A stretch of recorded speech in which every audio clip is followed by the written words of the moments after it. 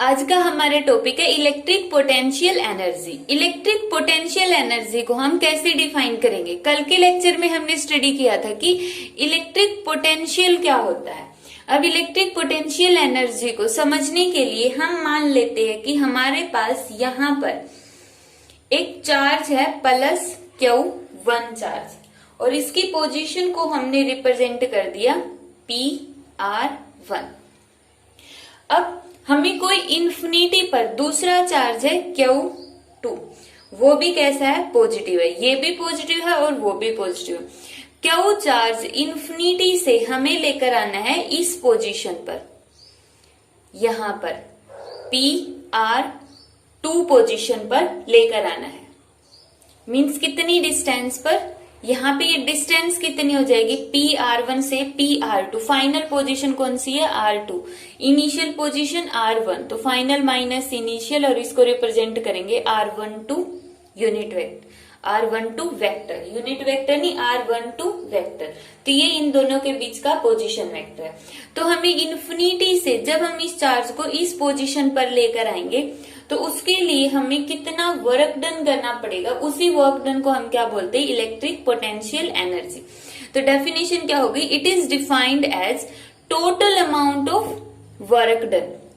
जितना हमने work done किया, किसके अंदर वर्क डन किया? In bringing the various charges to their respective position. यहाँ पर तो हम एक चार्ज ले रहे हैं, अगर बहुत सारे चार्जेस होते हैं तो बहुत सारे चार्जेस को इन्फिनिटी से एक पर्टिकुलर पोजीशन पर लेकर आने के लिए हमने जितना टोटल वर्क डन किया है, उस टोटल वर्क डन को हम क्या बोलते हैं? इलेक्ट्रिक पोटेंशियल एनर्जी बोलते हैं। अब यहाँ पर Q2 चार्ज को इस पोजीशन पर लेकर आने में हमने वर्क डन क्यों करना पड़ेगा? देखो, जब इस चार्ज को हम यहाँ पर लेकर आते हैं तो हमें वर्क डन करना पड़ा है इस चार्ज की वजह से। अब इस चार्ज की वजह से वर्क डन क्यों करना पड़ा? ये कैसा चार्ज है? पॉजिटिव, और ये भी कैसा है? पॉजिटिव। तो इसका मतलब इस पॉजिटिव की वजह से इस पर रिपल्शन लगेगी और उसी को हमें ओवरकम करना है। कितनी रिपल्शन लगेगी? तो यहाँ पर जो सोर्स चार्ज है, मेन चार्ज हमारा ये है, इसके नजदीक हमें इसको लेकर आना है। तो पॉजिटिव चार्ज के चारों तरफ एक फील्ड होगी, तो मतलब उसका पोटेंशियल होगा। तो यहाँ पर Q1 की वजह से एक पोटेंशियल होता है, वो हम लिख लेते हैं। कितना होगा? Electric potential at P2 P2 नहीं, PR2, क्योंकि हमने पोजीशन या तो P1 और P2 मान लो, या फिर PR1 और PR2 कंसीडर कर लो। तो potential at PR2 due to Q1 at PR1 पर जो Q1 है उसकी वजह से इस पोजीशन पर कितना पोटेंशियल होगा? 1/4πε0। किसकी वजह से? Q1 की वजह से। तो ऊपर आ जाएगा Q1 डिवाइड बाई नीचे डिस्टेंस कितनी है? R12। तो यहाँ पर इतना पोटेंशियल आ गया। अब हमें पता है डेफिनेशन के अकॉर्डिंग वर्क डन किसके इक्वल होगा? Work done is equal to potential multiply by charge. Potential का फॉर्मूला हो गया यहाँ से Q1 divide by 4πε0 R12। Charge कौन सा लेकर आना है हमें? Q2, तो इसको मल्टीप्लाई कर दो Q2 से, तो ये आ गया वर्क डन। और यही वर्क डन किसकी फॉर्म में स्टोर होता है? उसकी पोटेंशियल एनर्जी की फॉर्म में स्टोर होगा। मींस एक चार्ज को हमें इन्फिनिटी से अगर यहाँ पर लेकर आना है तो हमें इतना वर्क डन करना पड़ेगा। कितना वर्क डन हो गया? Q1 Q2 divide by 4πε0 R12। तो ये है इलेक्ट्रिक पोटेंशियल एनर्जी होती क्या है और उसको हम कैसे डिराइव करेंगे। यहाँ पे ये फॉर्मूला बहुत इंपॉर्टेंट है और इसको याद रखना है कि वर्क डन क्या होता है? किसी भी चार्ज को जब हम इन्फिनिटी से एक पर्टिकुलर पॉइंट पर लेकर आते हैं, उसको लेकर आने में जितनी एनर्जी कंज्यूम हुई है, जितना हमने वर्क डन किया है, उसको हमने क्या नाम दे दिया? Potential energy.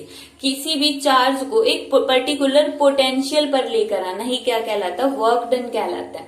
अब ये तो था एक चार्ज को लेकर आने के लिए, जैसे कि डेफिनेशन में बताया कि वेरियस चार्जेस को अगर हमें इन्फिनिटी से एक पर्टिकुलर पोजीशन पर लेकर आना, तब टोटल वर्क डन कितना होगा।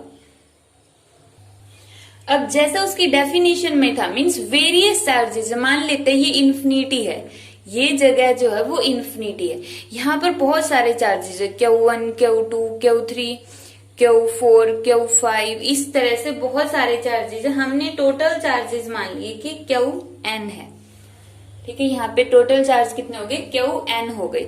अब इन चार्जेस को हमें उनकी पोजीशन पर रखना है, मीन्स फर्स्ट चार्ज को रखना है PR1 पर, सेकंड चार्ज को रखना है PR2 पर, और थर्ड को रखना है PR3 पर, फोर्थ को रखना है PR4 पर। तो इनको अपनी पर्टिकुलर जो इनकी पोजीशन है वहां पर रखने के लिए हमने कितना वर्क डन करना पड़ेगा। मान लेते हैं जो ये पॉइंट है वो है PR1। देखो अब हम इन्फिनिटी से जब Q1 को यहां पर लेकर आएंगे तो क्या कोई वर्क डन करना पड़ेगा, क्या कोई वर्क डन करना पड़ेगा, नहीं करना पड़ेगा। क्यों नहीं करना पड़ेगा, वाई, क्योंकि वर्क डन कब करते हैं हम, वर्क डन रिपल्शन को ओवरकम करने के लिए करते हैं, रिपल्शन को ओवरकम करने के लिए हम क्या करते हैं, वर्क डन करते हैं। बट यहाँ पर तो अभी तक तो कुछ था ही नहीं, सबसे पहला चार्ज कौन आया है यहाँ पर, प्लस Q1 है, मान लेते हैं सभी प्लस के हैं, सभी पॉजिटिव हैं। तो जब हम पॉजिटिव चार्ज को यहाँ पर लेकर आते तो सबसे पहला चार्ज ही Q1 है, उसको तो किसी ने रिपेल ही नहीं किया। जब कोई रिपल्शन नहीं हुई तो कोई वर्क डन नहीं होगा। तो यहाँ पर जो W1 वर्क डन है, मैं यहाँ पे ले लेती हूँ वर्क डन की वैल्यू, W1 वर्क डन की वैल्यू कितनी होगी, 0। नेक्स्ट अब हमें लेकर आना है Q2 चार्ज को। Q2 वही इन्फिनिटी पर से मान लेते हैं कि in bringing charge Q2 from infinity two point PR2, मान लिया ये पॉइंट कौन सा है, PR2 है। फ्रॉम चार्ज Q1 चार्ज से थोड़ी सी डिस्टेंस दूर है, R12 डिस्टेंस की दूरी पर, कहां से है R12 की डिस्टेंस, इसकी Q1 से है। तो जब Q1 से इसकी डिस्टेंस कितनी होगी, R12, तो इसको यहां पर लेकर आने में हमने कितना वर्क डन किया, मान लेते वर्क डन है W। तो W का फॉर्मूला क्या होगा, वर्क डन का फॉर्मूला होता है पोटेंशियल मल्टीप्लाई बाई चार्ज। अब ये जो पोटेंशियल है कहां पर होगा, इस पोजीशन पर, इस पोजीशन पर जहां पर हमें Q2 चार्ज को रखना है, इन्फिनिटी से लाकर हमें Q2 चार्ज को यहीं पर रखना था। तो यहाँ पर इसने कितना पोटेंशियल, कितनी रिपल्शन ऑफर की, यहाँ पर देखो Q1 चार्ज पहले से था, इससे पहले Q1 चार्ज आ गया, Q1 ने इसके ऊपर कितना पोटेंशियल लगा दिया, V is equal to Q1 divide by, क्योंकि Q1 की वजह से है तो Q1, 4 pi epsilon naught R12। इस चार्ज ने इस पॉइंट पर इतना पोटेंशियल लगा दिया, तो V2 की वैल्यू हम प्लेस कर देंगे Q1 divide by 4 pi epsilon naught R12। मतलब जब तक, अब तक तो हम इस चार्ज को लेकर भी नहीं आए हैं, अभी इसके ऊपर ये V2 पोटेंशियल है और इन्फिनिटी से हमें इसको यहाँ पर लेकर आना है, तो कितना वर्क डन करना पड़ेगा, इतना work done. W2 is equal to कितना आ गया, Q2 divide by 4 pi epsilon naught R12, तब जाके ये चार्ज Q2 यहाँ पर आएगा। अगर समझ में नहीं आया तो कोई बात नहीं, अब थर्ड चार्ज को और लेकर आते तब और अच्छे से आएगा। अब work done in bringing the charge Q3 को हमें इन्फिनिटी से लेकर आना, मान लेते हैं कि यहां पर है PR3 पोजीशन पर हमें लेकर आना है, तो कितना वर्क डन होगा, W3। अब इस पॉइंट के ऊपर लेकर आना है। अब यहां पर देखो हमें कौन सा चार्ज लेकर आना है, प्लस Q3, बट इस पॉइंट से पहले ही यहाँ पर दो जगह पॉजिटिव चार्ज है और फिर हम चाहते हैं कि इन दोनों के नजदीक हम तीसरा पॉजिटिव चार्ज ले आए, तो क्या होगा, रिपल्शन होगी। तो कितनी रिपल्शन होगी, रिपल्शन का मतलब इन दोनों पॉजिटिव की वजह से यहाँ पर पहले ही पॉजिटिव पोटेंशियल है, तो इसका मतलब पोटेंशियल निकालेंगे हम, पोटेंशियल एट PR3 और मल्टीप्लाई बाई चार्ज।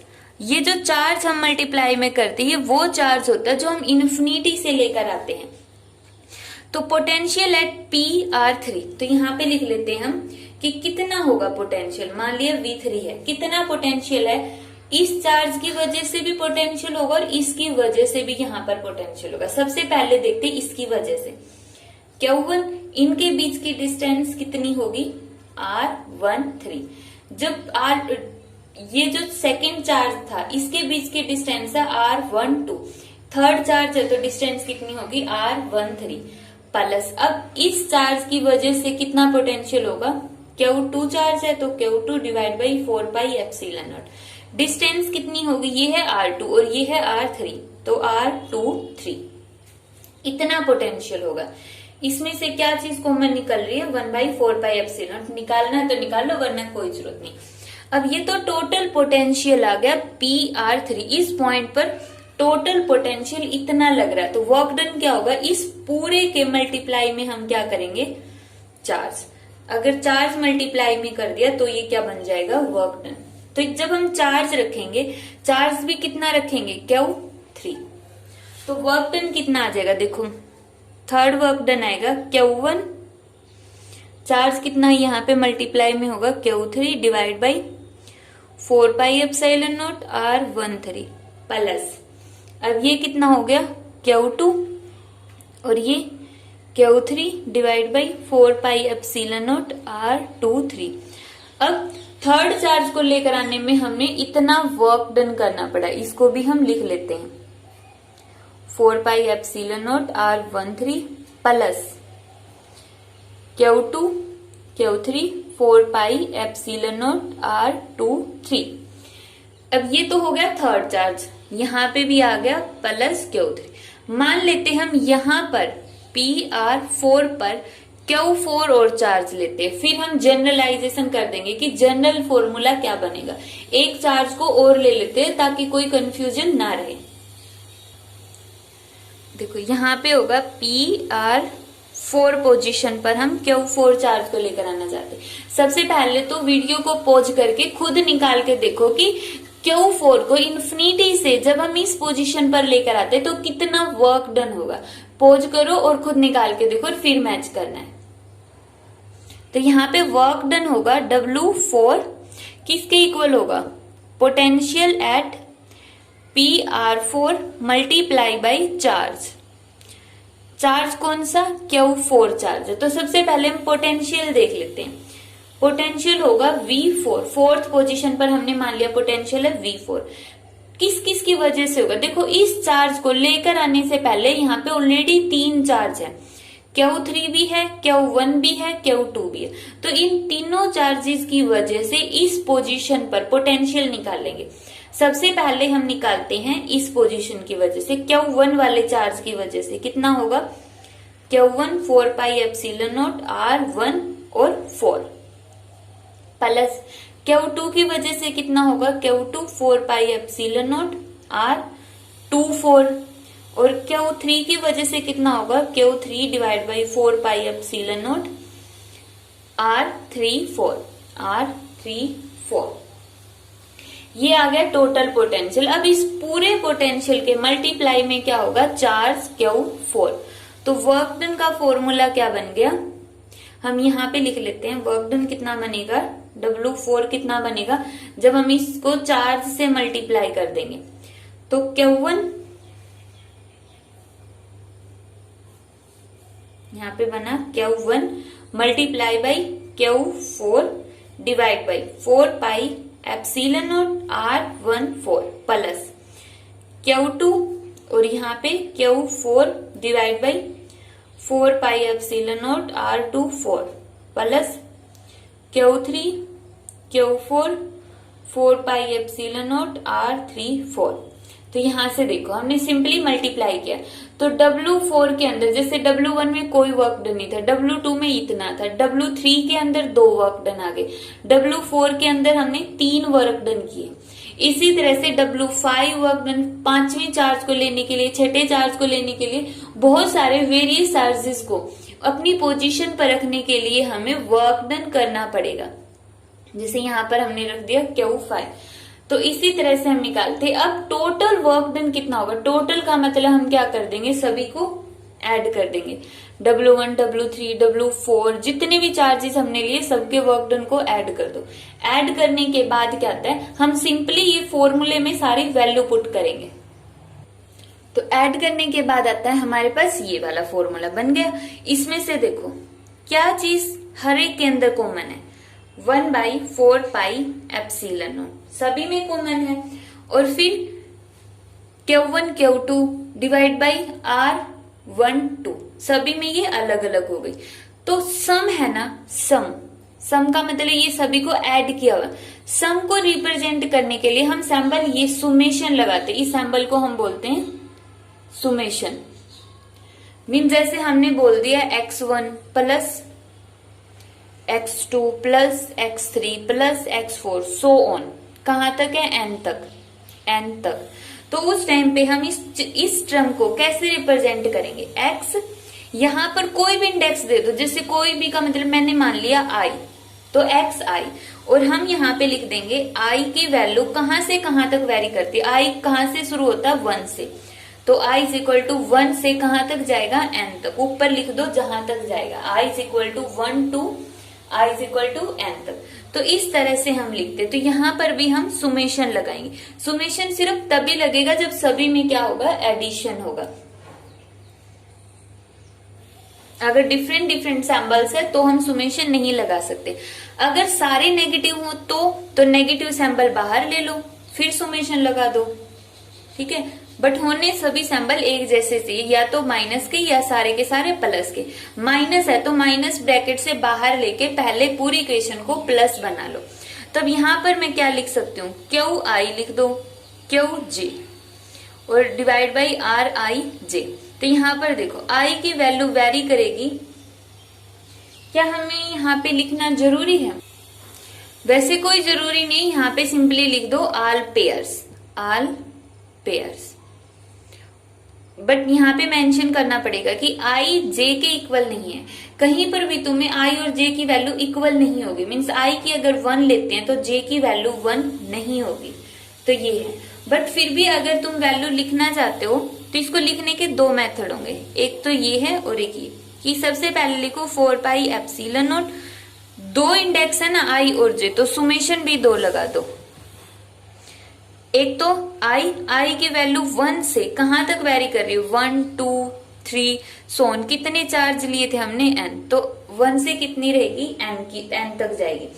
इसी तरह J भी 1 से कहां तक जाएगा, n तक जाएगा। बट यहां पर हम लिख देंगे कि I और J कभी भी इक्वल नहीं होंगे, और यहाँ पे simply QI QJ divide by RIJ।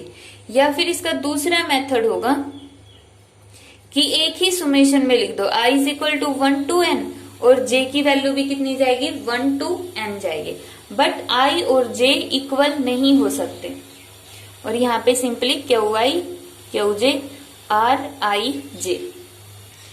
अभी ये करेक्ट फॉर्मूला नहीं बना, अभी भी इसमें कुछ कमी, ये तो ठीक है लेकिन इनमें कुछ कमी, और कमी यहां से अराइज होती है, ये इस पॉइंट से कि I इज इक्वल टू 1 से स्टार्ट होगा और J इज इक्वल टू 1 से स्टार्ट होगा। अब देखो अगर मैं I को 1 से स्टार्ट कर देती हूँ फर्स्ट टर्म में, तो J कहां से शुरू होता है, 2 से शुरू होता है, ना कि 1 से। तो फिर भी हमने J को 1 क्यों माना, बाई चांस अब यहाँ पे दोनों चार्जेस का मैग्नीट्यूड तो क्या है, Q1 और Q2 है, तो हम क्या पता ऐसा मान ले कि I की वैल्यू हमने ये वाली कंसीडर कर ली 2 से, और J की वैल्यू हमने यहां से शुरू कर दी है। मीन्स अपोजिट भी तो पॉसिबल है। एक केस तो ये हो गया I इज इक्वल टू यहाँ पे 1 माना और J इज इक्वल टू 2 माना, या फिर I इज इक्वल टू 2 वाला केस कंसीडर कर लिया और J इज इक्वल टू 1 वाला केस कंसीडर कर लिया। तो दोनों पॉसिबिलिटी हैं, इसीलिए हमने दोनों को 1 से शुरू कर दिया। बट अब इससे तो क्या होगा, डबलिंग हो गई ना, कि एक ही वैल्यू टर्म 2 बार आ गई। मे बी हम इसको ऐसे लिख रहे हो, इस टर्म को Q1 Q2 divide by 4 pi epsilon naught R12, इस वाले मेथड से जब हमने I को 1 माना और J को 2 माना तो ये आ गया। और अगर हम ये वाली चीज लेते तो Q2 Q1 divide by 4 pi epsilon naught R12 आ गया। तो सेम ही बनता है ना, मल्टीप्लीकेशन तो दोनों की सेम ही आएगी, तो डबलिंग हो गई, यहाँ पे क्या हो गई, डबलिंग। और इसको कैंसिल करने के लिए हम क्या करेंगे, इसके डिवाइड में 2 कर देंगे। 2 कि जैसे दो टर्म्स होती है ना x1 प्लस x2, और अगर हम x1 और x1 को 2 बार कर देते और इसके डिवाइड में हमने 2 कर दिया तो वापिस से कितना हो जाता है। यहां से एग्जांपल ले लो कि दो टर्म है, सेम है, और उन दोनों को हम ऐड करें, लेकिन हमें चाहिए एक ही वैल्यू, क्योंकि एक्चुअल में तो क्या है, एक ही है। हमने सुमेशन लगा के डबलिंग कर दी है, और इस डबलिंग को अब हमें कैंसिल भी करना पड़ेगा। कैंसिल करने के लिए हमने 2 से डिवाइड कर दिया कि x1, और यहाँ पे भी अगर x1 है तो दोनों डबल हो गए, दोनों को अगर हम ऐड करेंगे तो उसके लिए हमने डिवाइड में क्या कर दिया 2, तो इसके डिवाइड में कर दो 2, ये हो गए। तो ये आता है इसका सिंपल फॉर्मूला, पोटेंशियल एनर्जी का फॉर्मूला बन गया यहां से। इसमें 2 रखने की जरूरत नहीं है, क्योंकि यहाँ पर हमने I और J की वैल्यू नहीं बताई, सिंपली लिख दिया कि I और J इक्वल नहीं है। तो यहाँ पर हमें 2 से डिवाइड करने की जरूरत ही नहीं पड़ेगी, क्योंकि यहाँ पर हमने डबलिंग नहीं किया। बट यहाँ पे I को भी हमने मान लिया 1 और J की भी वैल्यू 1 से स्टार्ट कर दी, तो इससे डबलिंग हो जाती, इसलिए हमने दोनों टर्म्स में 2 से हमने क्या किया है, डिवाइड किया है। अब हम इसके ऊपर बेस्ड कुछ न्यूमेरिकल्स देखते हैं। इसके ऊपर बेस्ड फर्स्ट न्यूमेरिकल है ये वाला। इसमें क्या दिया हुआ है, हमारे पास दिए हुए 4 चार्ज दिए हुए। ये क्या एक स्केयर है जिसकी चारों साइड्स क्या है, सेम है। इस पॉइंट पर भी क्या रखा है, -q, यहाँ पर भी -q, यहाँ पर +q और यहाँ पर भी +q चार्ज। तो इसके हर एक कॉर्नर पर पॉजिटिव चार्ज रखा हुआ है। इन्होंने ये बोल दिया स्टेटमेंट में कि इस पूरे सिस्टम की पोटेंशियल एनर्जी कितनी होगी। यहाँ पे सिंपली बोला, कोई पर्टिकुलर पोजीशन नहीं दी है कि इस पोजीशन पर किसी चार्ज को लेकर आने में कितनी एनर्जी यूज होगी। इनने सिंपली बोल दिया कि टोटल पोटेंशियल एनर्जी पूरे सिस्टम की कितनी होगी। फॉर्मूला हमारे पास है कि ये वाला होता है। तो पोटेंशियल एनर्जी का फॉर्मूला 1/4πε0। कितने चार्ज है यहाँ पर, 4 चार्जेस हैं। 4 चार्जेस है तो वैल्यू पुट करो यहाँ पर। सबसे पहले हमने ले लिया इन दोनों चार्जेस को, यहां से शुरू कर लेते हैं कि इन दोनों की एनर्जी कितनी होगी। एक बार तो क्यू आई की जगह -q पुट करोगे और क्यू जे की जगह भी -q, तो -q डिवाइड बाई इनके बीच के डिस्टेंस कितनी है a प्लस। अब इस चार्ज के और इस चार्ज के बीच में कितने पोटेंशियल एनर्जी होगी, -q + q divide by a। इनके बीच भी कितना है a। अब ऊपर वाले दोनों चार्जेस की potential energy q divide by a। इसी तरह अब ये दोनों चार्ज बच गए, इनकी पोटेंशियल एनर्जी q और -q और बीच में डिस्टेंस है a। क्या कंप्लीट हो गए सारे, नहीं हुए अभी तक। क्यों, क्योंकि अभी तक तो -q की इस q के साथ रहती है और इस q की इस q के साथ, तो 2 एनर्जी और रहती है। सबसे पहले हम लेते हैं इन दोनों की, इस डायगोनल के अक्रॉस -q + q। अब डिस्टेंस कितनी होगी, ये वाली डिस्टेंस होगी। इसको हम कैसे निकालेंगे, पाइथागोरस थ्योरम से। पाइथागोरस थ्योरम से क्या होता है, बेस का स्क्वायर प्लस हाइट का square is equal to, height है यहाँ पे, एल्टीट्यूड लगा लो हाइट, और यहाँ पे क्या है, हाइपोटेन्यूज का स्क्वायर। बेस की वैल्यू कितनी है a, तो a का स्क्वायर, हाइट a तो a का स्क्वायर, हाइपोटेन्यूज की वैल्यू कितनी आ जाएगी 2a स्क्वायर, और इसके स्क्वायर को हम इस साइड लेकर आएंगे तो √2a। तो ये पूरी जो वैल्यू है कितनी आई, √2a। a अंडर से बाहर होगा क्योंकि a का स्क्वायर और अंडर से बाहर लेंगे तो कितना आएगा a, तो यहाँ पर रखेंगे हम √2a। इसी तरह इन दोनों के बीच में क्या आएगा, -q + q divide by √2a। ये हो गया टोटल। अब ये देखो, क्या इसके अंदर कुछ कैंसिल होता है, टोटल पोटेंशियल एनर्जी कैलकुलेट करने से पहले देखो क्या कुछ कैंसिल हो रहा है। यहाँ पर माइनस क्या होगा, मल्टीप्लाई करेंगे तो प्लस हो गया है। तो ये देखो यहाँ पे कितना आ गया, इसके अंदर आ गया 1/4πε0 q²। ये क्या बन गया, q²/a -q²/a, क्योंकि माइनस प्लस माइनस है और यहाँ पे दोनों माइनस माइनस थे तो क्या हो गया प्लस, तो ये दोनों आपस में कैंसिल। ये बनता है क्यू स्क्वायर बाई ए और ये हो गया माइनस क्यू स्क्वायर बाई ए, तो दोनों आपस में कैंसिल। बच गया क्या, ये वाली टर्म। इसमें क्या बनता है, माइनस एक माइनस एक प्लस है तो minus Q square by under root 2a, यहाँ पे minus Q square by under root 2a, ये आ गया। अब इसमें से हमने क्या किया, देखो दोनों का क्या, सिंपली अगर मैं माइनस कॉमन ले लू दोनों से तो क्या आ जाएगा, माइनस बाहर। अब इन दोनों को ऐड करके हम क्या लिख सकते हैं, दोनों का एलसीएम अंडर रूट 2a, तो ऊपर कितना आ जाएगा 2q स्क्वायर। ये आ गई इसकी टोटल पोटेंशियल एनर्जी। इस पूरे सिस्टम की टोटल पोटेंशियल एनर्जी का फॉर्मूला आ गया अंडर रूट 2a। ये तो इस तरह से हम इसके न्यूमेरिकल्स सोल्व करते हैं। नेक्स्ट क्वेश्चन है, 3 charges minus Q plus Q और माइनस क्यू, बीच में ये capital Q R placed at equal distance on a straight line. सबसे पहले हम लेते हैं स्ट्रेट लाइन, उसको हमने 3 इक्वल पार्ट्स में डिवाइड कर दिया। यहां पर रखा माइनस क्यू, कैपिटल क्यू और minus Q. Equal distance means इसकी इससे डिस्टेंस है x और इसकी इससे डिस्टेंस है x। If the potential energy of system of 3 charges is 0, total potential energy कितनी है 0, then what is the ratio of capital Q ratio small Q, का रेशियो कितना होगा।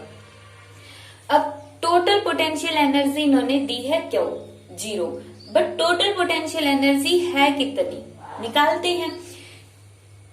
इन दोनों की वजह से पोटेंशियल एनर्जी कितनी हो गई, Q divide by 4 pi epsilon not और इनके बीच की डिस्टेंस x।